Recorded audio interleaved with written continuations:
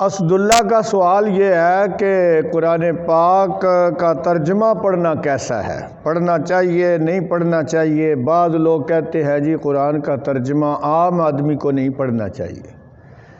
تو اس کا جواب یہ ہے کہ قرآن کو سمجھ کے پڑھنا لازمی ہے، ضروری ہے، کیونکہ خود اللہ تعالیٰ نے قرآن پاک میں کئی جگہ فرمایا کہ میری اس کتاب کو سمجھو تاکہ تمہیں ہدایت ملے۔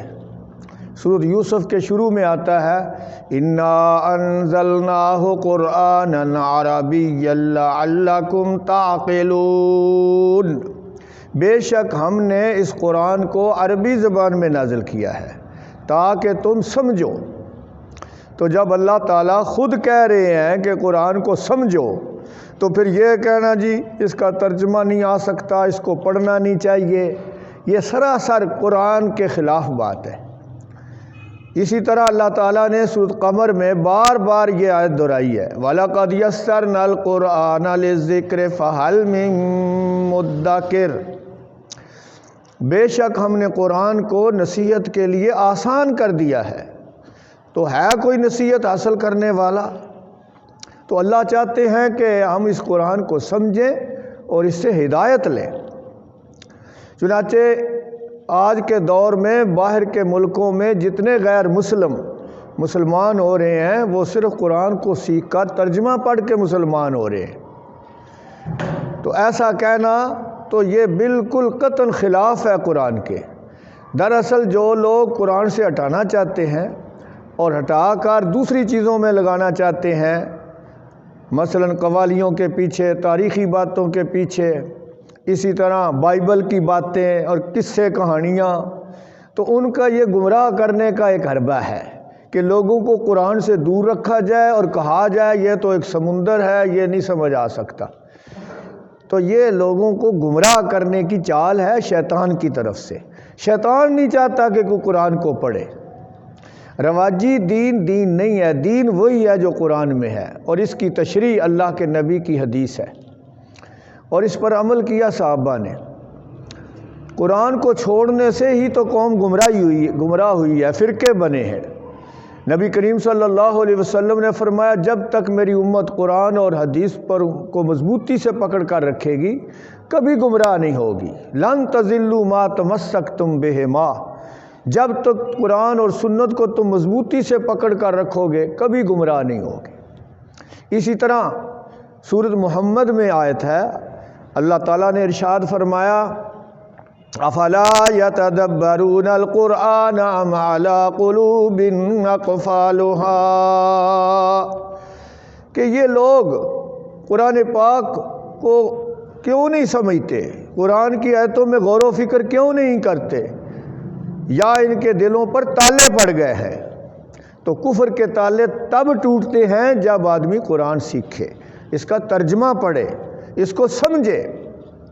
آج بڑے بڑے ڈاکٹر، انجینئر، سیاستدان، بڑے دعوے ہیں ان کے کہ ڈگریاں ہمارے پاس، اور قرآن کی ایک آیت کا ترجمہ نہیں جانتے۔ سورۃ قل هو اللہ ان کو نہیں آتی ہیں، وزیر، منسٹر، بڑے بڑے دعوے ہیں ان کے، لیکن قرآن سے نابلد ہیں، جاہل ہیں۔ اسی کی وجہ سے آج مسلمانوں میں فرقے بنے، گمراہی پھیل گئی، قرآن چھوڑنے کی وجہ سے۔ تو قرآن پاک کو سیکھنے کا اللہ تعالیٰ نے جگہ جگہ حکم دیا ہے کہ اس کو سمجھو، اس کو پڑھو، اس پر عمل کرو۔ جب سمجھیں گے نہیں تو ہدایت بھی نہیں ملے گی۔ ایک بجلی کا بل آ جائے، گیس کا بل آ جائے، جب تک ہم اس کو سمجھیں گے نہیں، آخری تاریخ نہیں معلوم کریں گے اور اس کی رقم نہیں دیکھیں گے، تو ہم کیسے اس بل کو ادا کر سکیں گے؟ تو قرآن پر فیصلے ہونے ہیں جنت اور دوزخ کے۔ اللہ تعالیٰ نے انسانوں کی ہدایت کے لیے قرآن بھیجا ہے، تاریخ نہیں بھیجی۔ تاریخ انسانوں کی لکھی ہوئی ہے، اس میں صحیح باتیں بھی ہیں، غلط بھی ہیں۔ بائبل بدل چکی ہے، تورات، انجیل یہ آسمانی کتابیں تھیں، ان پر جب عمل نہیں ہو سکتا، منسوخ ہو گئی، تو تاریخ کیا چیز ہے، قصے کہانیاں کیا چیز ہے؟ تو اس لیے ہر آدمی کو، مرد ہو یا عورت ہو، اس کو قرآن ترجمے سے سیکھنا چاہیے اور عربی سیکھنی چاہیے۔ فاروق اعظم رضی اللہ تعالیٰ عنہ کا فرمان ہے تعلموا العربیۃ فإنھا من دینکم، عربی سیکھو یہ عربی تمہارا دین کا حصہ ہے، کیونکہ ہمارے سارا دین عربی میں ہے، قرآن عربی میں ہے، ہمارے نبی پاک کی حدیثیں عربی میں ہے، السلام علیکم عربی میں ہے، کلمہ طیبہ عربی میں ہے، نماز عربی میں ہے، جنازہ عربی میں ہے۔ تو جب تک قرآن سیکھیں گے نہیں، ہدایت نہیں ملے گی۔ اللہ تعالیٰ نے اس قرآن کو ہدایت بنایا ہے اور صراط مستقیم کہا ہے۔ قرآن چھوڑنے کی وجہ سے آج امت تقسیم ہوئی۔ اللہ تعالیٰ قرآن میں فرماتے ہیں 4 پارے میں سورۃ آل عمران کی آیت ہے وَاعْتَصِمُوا بِحَبْلِ اللَّهِ جَمِيعًا وَلَا تَفَرَّقُوا، کہ تم سارے مل کر اکٹھے ہو کر قرآن والی رسی مضبوطی سے تھام لو اور فرقوں میں نہ بٹ جاؤ۔ ہم نے اس پر یہ عمل کیا کہ اپنے اپنے فرقے پکڑے ہوئے ہیں، قرآن کو جانتے ہی کوئی نہیں، حتیٰ کہ مسجدوں کے امام، عالم کہلانے والے، بڑے بڑے پیر، ان کو قرآن کی کسی آیت کا ترجمہ نہیں آتا، جس کی وجہ سے خود بھی گمراہ ہوئے اور لوگوں کو بھی گمراہ کر رہے ہیں۔